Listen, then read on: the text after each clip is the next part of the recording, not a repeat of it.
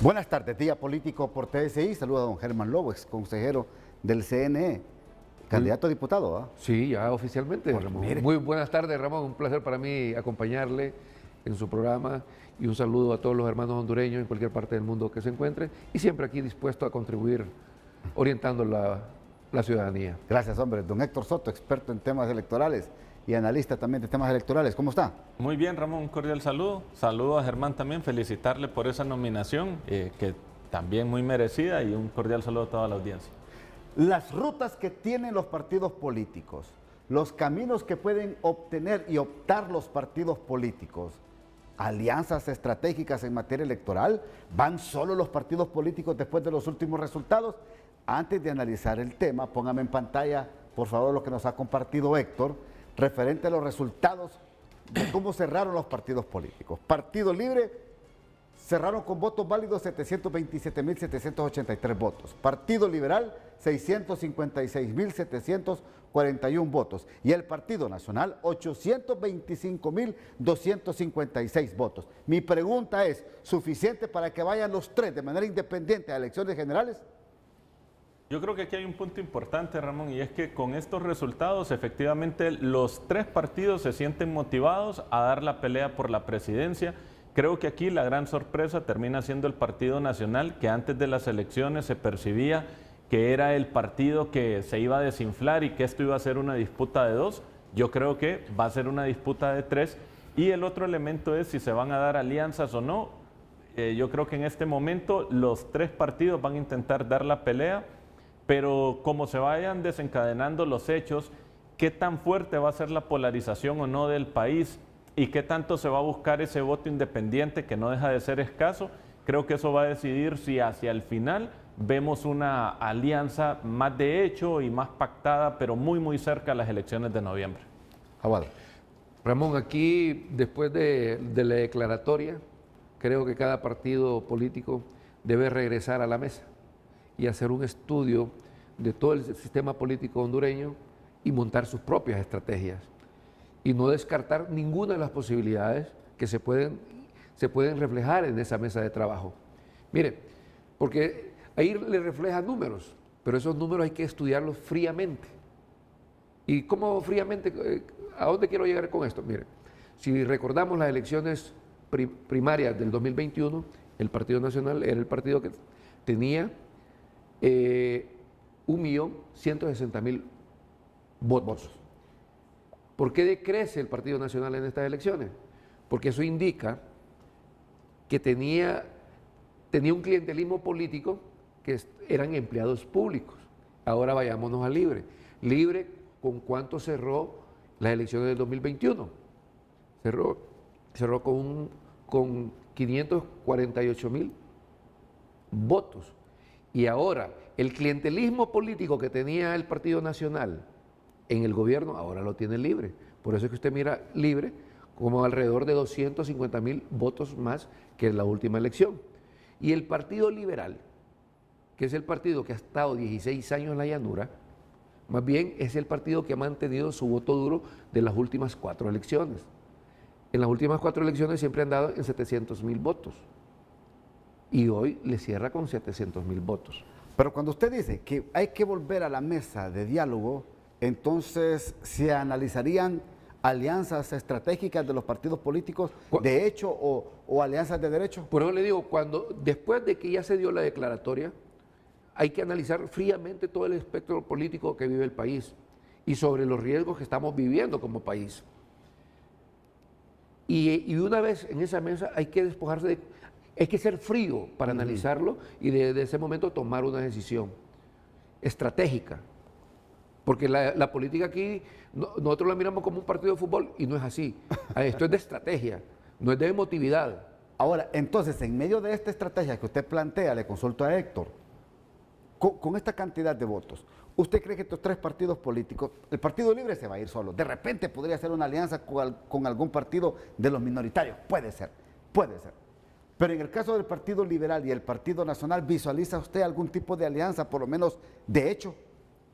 Yo sí visualizo alianzas y definitivamente van a pasar. Y yo veo 3 niveles o 3 anillos. Sí. Las primeras alianzas son intrapartidarias. ¿Por qué? Porque los 3 partidos, siguiendo la idea que plantea Germán, tienen que ir a la mesa de trabajo a consolidar que esos votos se mantengan articulados.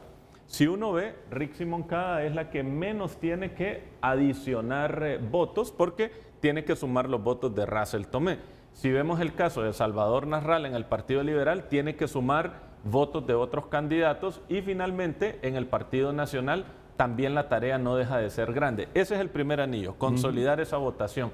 Además de consolidar esa votación, también se tiene que avanzar en el voto nulo y voto blanco para garantizar que ese voto se vaya para los candidatos. Ese es el primer anillo. El segundo anillo, Ramón, son las alianzas con los partidos minoritarios. Buena parte de esas alianzas, estamos hablando de volver al PINU, de volver a la Democracia Cristiana, al PAC, al PSH. Creo que los 3 partidos van a buscar ese tipo de alianzas. Y en un tercer nivel, ya las alianzas entre partidos mayoritarios. Yo lo vería eso ya muy tardío y lo diferenciaría, Ramón. Una cosa son las alianzas en el nivel presidencial y otra cosa las alianzas en el nivel legislativo. Es que mira, cuando yo escucho a Marlon Lara, por ejemplo, cuando nos dio una entrevista en TN5 Matutino, antes y después de las elecciones primarias, plantear él que solamente 2 partidos políticos grandes o 2 fuerzas políticas grandes van a ir a elecciones el 30 de noviembre, hombre, yo supongo, digo, bueno, ¿será que el Partido Libre va solo? Y Partido Liberal y Partido Nacional podrían hacer una alianza. Pero ¿qué capacidad de convencimiento podrá tener Salvador Nasralla de convencer a Tito o Tito a Salvador Nasralla para que uno de ellos se convierta en un candidato de una alianza? Por favor, analicemos estas cosas. Mire, Ramón, cuando uno estudia un poquito más de política, pero no partidaria, nosotros le estamos dando la responsabilidad solo a los políticos y a los partidos políticos sobre el espectro político que puede suceder en el país. Y aquí nosotros le denominamos factores de poder. Hay que ver, después de esta etapa y después de esa mesa de trabajo que tiene que montar cada partido político, también hay que ver esos factores de poder, cómo se van alineando. Y cuando le hablo de factores de poder, le hablo de la empresa privada, de la iglesia, la sociedad civil, porque también juegan y entran en el escenario de cualquier tipo de pacto o de alianza o coalición. Son parte del juego político del país. Y sobre esa visión es que estas mesas de trabajo y estratégicamente tienen que ir visualizando esos otros elementos de poder que se requieren para alcanzar el triunfo del 30 de noviembre. Porque también hay otro elemento. 2 millones de hondureños votaron en estas primarias. 2,5 millones. Se mantiene en las últimas 4 elecciones primarias. Pero no crece, solo se distribuye entonces, ese votante. ¿Será atractivo para esos más de 3 millones de hondureños que no votaron y que puede aumentar un poquito en estas elecciones que vienen del 30 de noviembre? ¿Podrá ser atractivo para esta masa electoral una alianza política?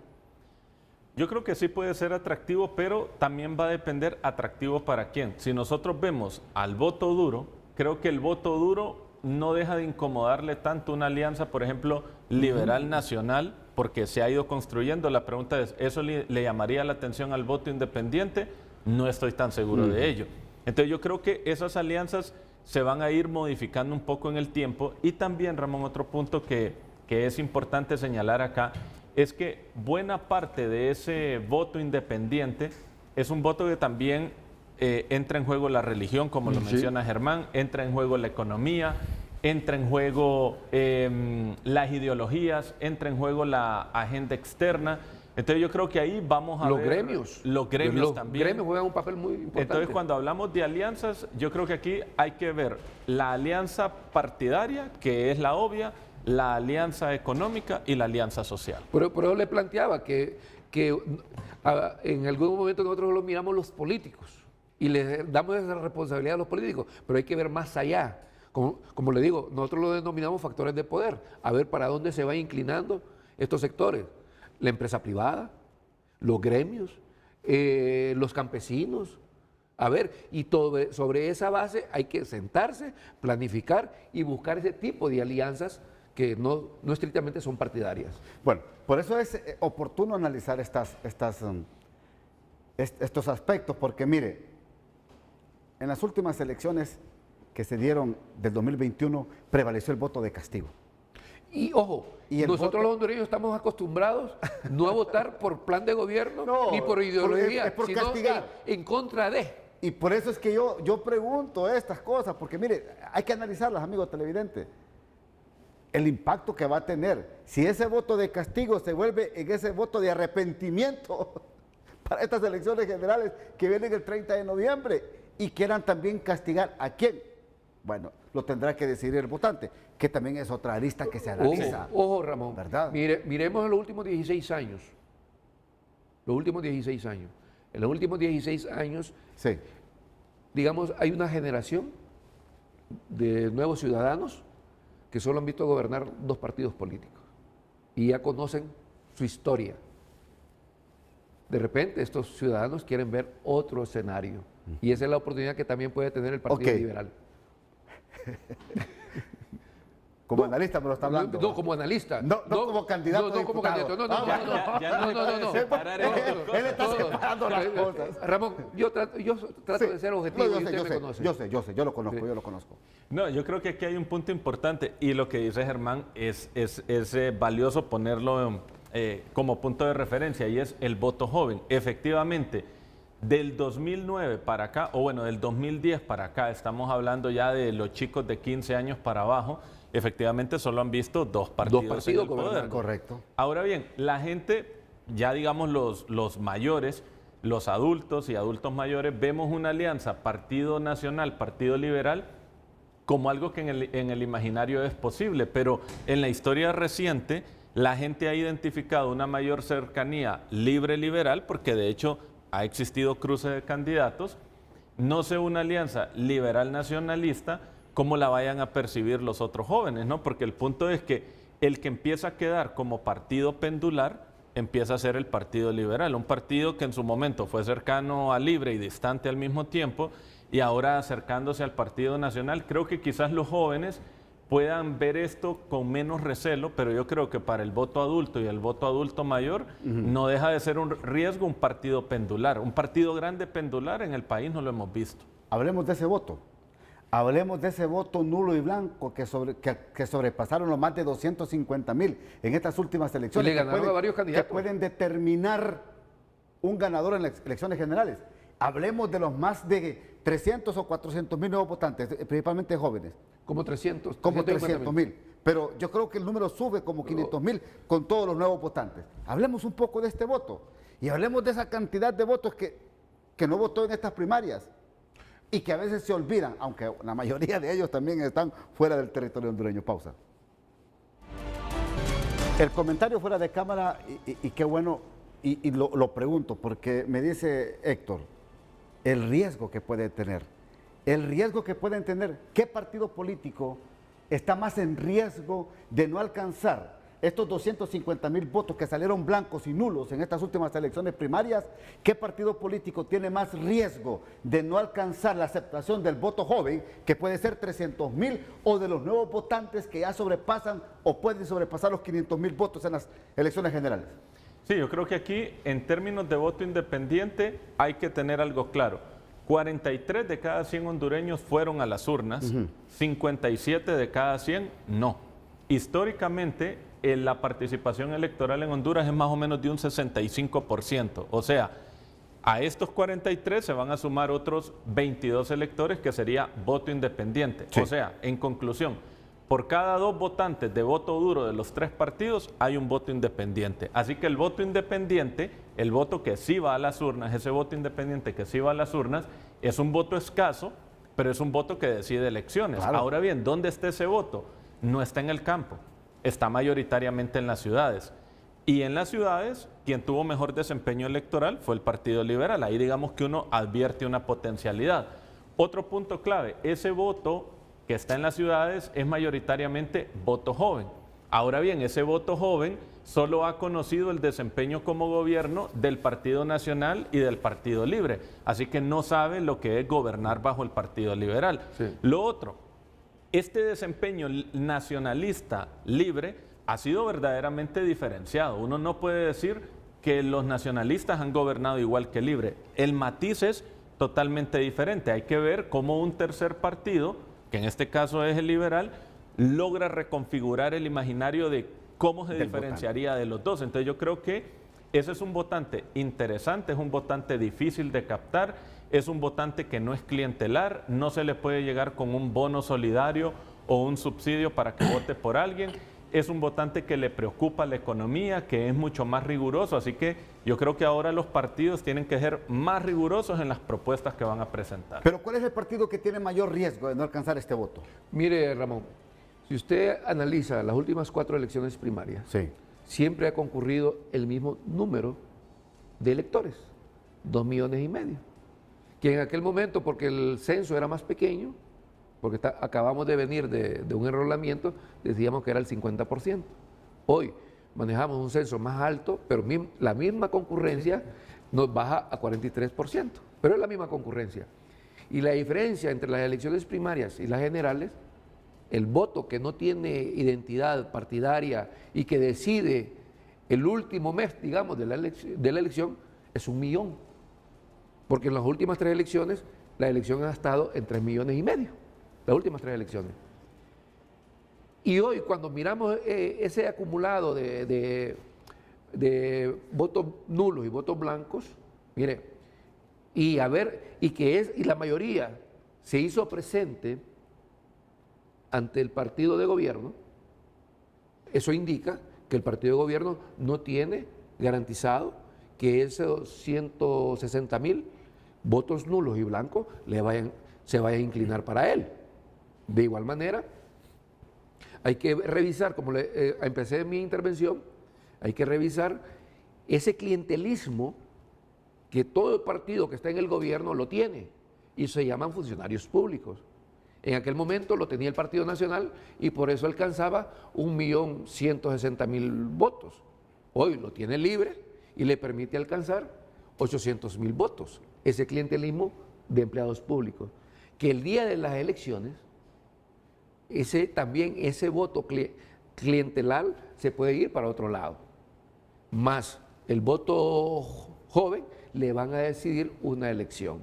Entonces, y volviendo también que el Partido Liberal, estando en la llanura, ha seguido manteniendo su cuota o su voto duro, probablemente ese clientelismo le puede ayudar. Ahora, con lo que dice Ramón, ¿quién está más en riesgo con el voto independiente? Yo creo que sin lugar a dudas, el Partido Nacional.